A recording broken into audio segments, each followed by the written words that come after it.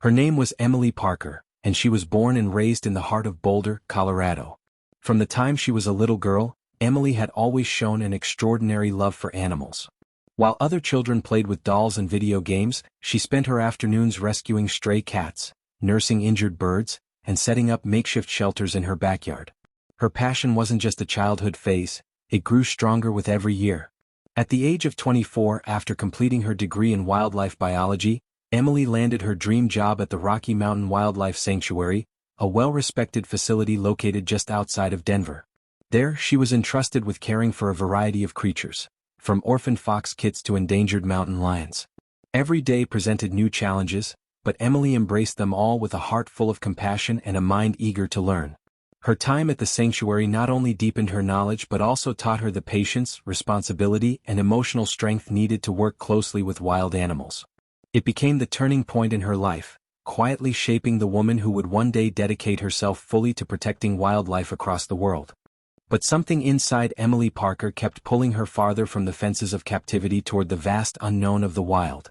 2 years into her work at the Rocky Mountain Wildlife Sanctuary, she made a bold decision that would change her life forever. She packed her bags and moved across the world to Kenya, where she joined the Masai Mara Wildlife Reserve. The shift was jarring. The scorching African sun beat down mercilessly during the day, while the nights brought biting cold winds that howled across the open plains. There were no cozy shelters, no medical labs within arm's reach, only the raw, untamed beauty of nature and the constant threat of danger. Yet Emily never complained. Her eyes lit up every morning as she strapped on her boots and rode out across the reserve on patrol, determined to make a difference. She quickly adapted to her new duties, monitoring wildlife movements, documenting behaviors of lions, elephants, and rhinos, and, perhaps most importantly, working to identify and stop illegal poachers. Her journal became her closest companion, filled with hand-drawn sketches, observations, and reflections. "They don't speak our language," she once wrote, "but if you listen with your heart, the wild has so much to say." Each day in Masai Mara tested her resolve, but it also rekindled something she'd long forgotten: purpose. Real purpose. Emily wasn't just protecting animals anymore. She was becoming a voice for the voiceless, one step deeper into the heart of the wild. One morning, as the sky bled into shades of gold and orange, Emily Parker prepared for another routine patrol across the sweeping plains of Masai Mara. But that day her usual partner had fallen ill with a fever. Protocol recommended waiting for backup, but time was precious and poachers rarely waited. With a firm resolve rooted in love for the creatures she protected, Emily set off alone, her ATV rumbling through the thorny brush beneath the relentless sun. The heat was punishing, baking the grasslands into waves of shimmer. Sweat dripped down her temples, her shirt clung to her skin, and the silence of the wild rang in her ears. Yet she pressed on, eyes alert, senses tuned. Hours into the patrol, something caught her eye, a new-looking truck partially hidden near a clump of dense acacia shrubs. Her heartbeat quickened. The vehicle had no plates. That was never a good sign. Emily slowed, signaled the driver to halt, and approached with caution. The two men inside were stiff, silent. With practiced calm, she requested to inspect the vehicle's trunk. They hesitated, but complied. What she found nearly broke her. A young rhino, its limbs bound tightly with rough chains, lay trembling inside.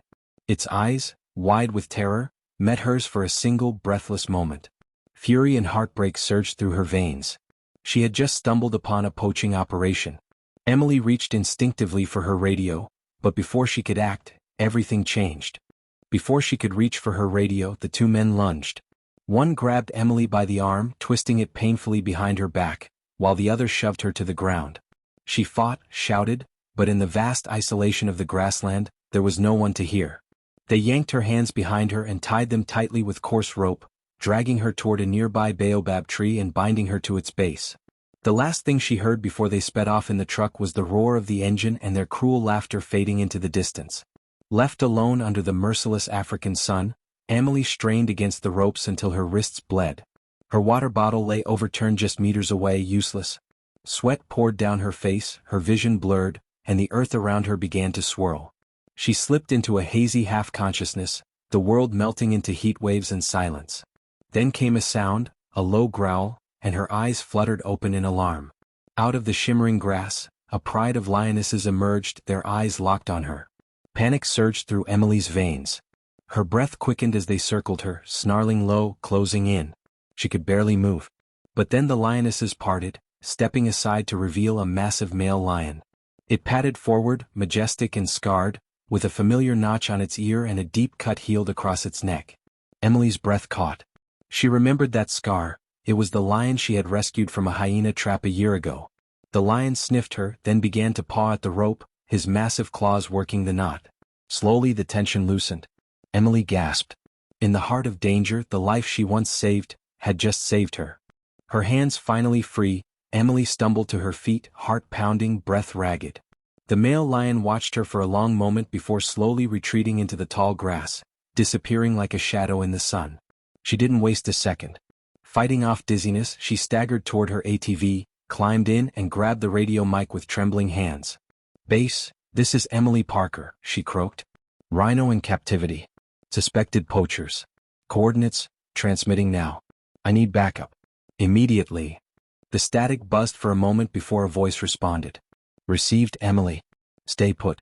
Police and patrol en route." But Emily couldn't stay put, not with a chained rhino left behind and poachers still out there. She turned the ignition and followed the truck's fading tire tracks across the savanna, wheels bumping over dry earth and thorny brush. About 20 minutes in, the trail veered toward the fringe of the reserve, where trees thickened and the landscape turned rough. Just ahead, a plume of dust rose, the poacher's truck. Emily parked behind a hill and radioed her position again, whispering details. Suddenly, the truck jerked to a halt, and one of the men stepped out, scanning the horizon with binoculars. He spotted her. Shouts rang out. Gunfire cracked. Emily ducked, heart slamming in her chest. Moments later, sirens blared, and 2 conservation jeeps roared onto the scene. Officers dismounted with weapons drawn. A tense standoff followed, but the poachers, realizing they were surrounded, surrendered without a fight. Inside the truck, the rhino was alive, trembling and chained, but breathing. A veterinarian sedated it gently, cleaned its wounds, and prepared it for transport. Emily collapsed beside the animal, tears of relief falling onto the dusty ground. The battle was over, but the war to protect the wild was far from won. The sun had already begun to dip behind the acacia trees when Emily finally returned to headquarters. Her body ached, her clothes were soaked in sweat and dust, but her heart carried a strange peace. After finishing her incident report, she turned to thank the local police officers and her conservation teammates, their uniforms stained with effort and resolve. "Without all of you," she said, voice hoarse but steady, "that rhino would still be suffering. I'm endlessly grateful." They exchanged tired smiles, battle-worn yet proud.